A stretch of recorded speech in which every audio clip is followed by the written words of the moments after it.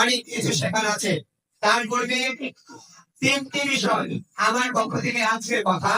First one, সাইদিনা বলবেন ইসলাম কঠোরভাবে নিষেধ করেছে অন্য ধর্মের যারা আছে তাদের যাতে মান ক্ষুণ্ণ না হয়, তারা যাতে বিরক্ত না হয়, তাদের যাতে সব প্রকার যেটা সৃষ্টি হয় সেটা দেখার দায়িত্ব ইসলামের, সেটা তাদের অধিকার রক্ষার দায়িত্ব ইসলামের।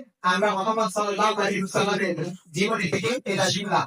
নাম্বার 2, আমরা মাদক থেকে দূরে থাকবো এবং যারা মাদক সেবন করে তারা কখনোই জান্নাতে প্রবেশ করবে না।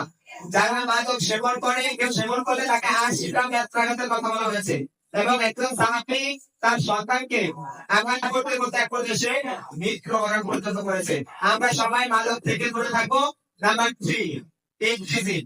আমরা কেউ চাই না আমার বোনকে রাস্তায় কেউ উত্তপ্ত করুক। আমি কেউ চাই না আমার বোন বাসায় গিয়ে আত্মহত্যার শিকার হোক।